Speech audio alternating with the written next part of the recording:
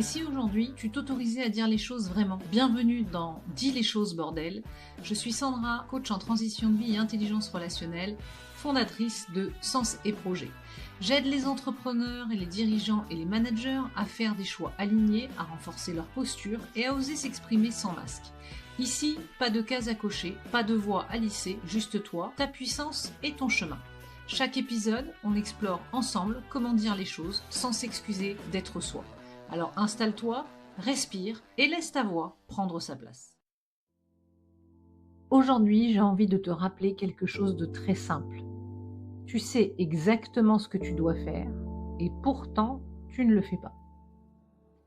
Tu repousses, tu reportes, tu attends, bref, tu procrastines et tu finis par te dire que c'est un problème de motivation. Que tu n'as pas assez envie, que tu n'as pas assez d'énergie, que tu n'es pas assez discipliné. Et parfois même, tu vas jusqu'à tout remettre en question. Alors qu'en réalité, ce n'est pas un problème de motivation. Ce serait trop facile. Je te donne la réponse tout de suite, c'est un problème d'écoute de soi. Après 10 épisodes sur la communication interpersonnelle, ce 11e épisode est le premier d'une série sur la communication avec soi. Et plus précisément sur ce qu'on évite de se dire à soi-même, aux autres aussi bien sûr, mais surtout à soi. Et pourquoi ça nous coûte si cher. Et j'espère que cette nouvelle série te plaira. Pendant longtemps, moi aussi j'ai cru que c'était une question de motivation. Je me suis retrouvée à des moments où je doutais, où je procrastinais, où je me sentais vraiment très seule. Et un peu comme tout le monde, je dirais que j'ai fait un raccourci et je me suis dit, je suis complètement démotivée, comment je vais faire pour retrouver ma motivation? Comment je vais faire pour me motiver? Sans réponse, je me suis posé une autre question. Qu'est-ce qui m'empêche de me mettre en action? Et surtout, qu'est-ce que je ressens avant de me mettre en action? Et là, j'ai compris. J'ai compris quelque chose finalement d'assez simple. Ce n'est pas que je ne savais pas quoi faire. C'est que je n'écoutais pas ce qui se passait en moi. Et je vais être honnête. Tant que tu ne fais pas ça, tu peux te motiver autant que tu veux. Ça peut marcher une fois, mais quand ça ne veut pas, ça ne veut pas. Et tu resteras bloqué. Parce que très souvent, ce n'est pas l'action qui bloque, c'est l'émotion qu'elle va provoquer. Et je l'ai compris par mon expérience. Sincèrement, l'entrepreneuriat m'y a confronté très souvent, bien plus que dans le salariat.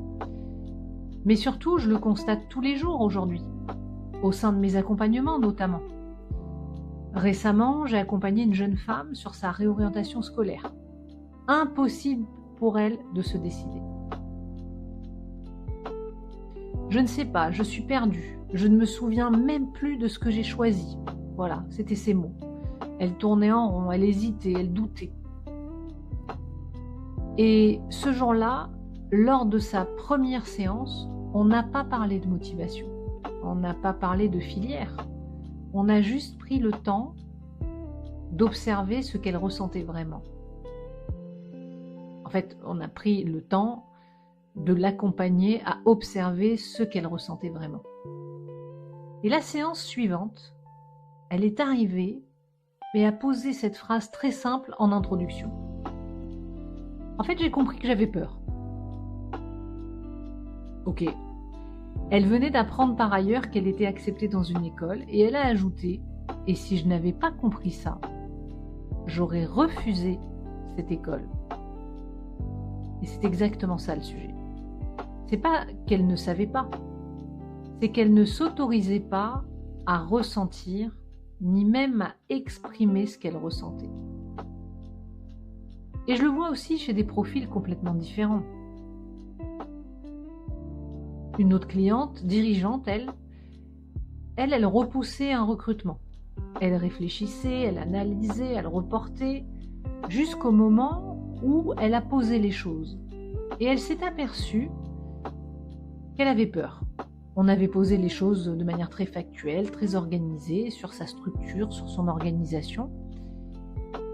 Mais on est allé aussi comprendre ce qu'elle pensait, ce qu'elle se disait, ce qu'elle ressentait. Et c'est là qu'elle a compris que ce qui l'empêchait de prendre une décision, c'était sa peur. Sa peur de ne pas être à la hauteur, sa peur de ne pas réussir à gérer. Et à partir du moment où elle a mis des mots, eh bien, elle a pris la décision et elle a recruté. Elle aurait pu aussi ne pas recruter, mais le fait de prendre conscience de son émotion, ça lui a permis de combler un besoin. Et tu vois, dans les deux cas, ce n'est pas la motivation qui manquait. La jeune fille était très motivée à trouver son orientation. La dirigeante était très motivée à développer son entreprise. Ce qui manquait là, c'était l'écoute de ce qui se passe à l'intérieur. D'ailleurs, la prochaine fois que tu es bloqué, je t'invite à te demander non pas comment me motiver, mais plutôt qu'est-ce que je ressens là, maintenant. Et surtout, autorise-toi à écouter la réponse, à entendre la réponse avec indulgence. Parce que très souvent, la réponse est déjà là. Mais tant que tu ne la regardes pas, que tu ne l'écoutes pas, que tu ne l'accueilles pas, tu ne peux pas te mettre en action. Alors oui, on parle beaucoup de motivation tout le temps, c'est ce qu'on te dira. Mais en réalité, le vrai sujet, tu l'as compris, c'est le manque d'écoute de soi. Et sincèrement, ça n'a rien à voir avec se regarder le nombril. S'écouter, c'est simplement être capable de voir ce qui se passe en soi pour pouvoir décider en pleine conscience. C'est être capable de comprendre son fonctionnement intérieur pour reprendre le lead de sa vie. Et à partir du moment où tu commences à faire ça, eh bien tout devient plus clair. C'est pas plus facile, mais c'est plus clair. Et à partir de là, tu peux décider. Pas parce que tu es motivé, mais parce que tu es aligné avec tes besoins, avec ton rythme, et que tu te sens à ta place. Et c'est là que c'est important de comprendre que la motivation ne précède pas l'action. Elle se nourrit de l'action. Ce qui va précéder la motivation, c'est la décision d'écouter.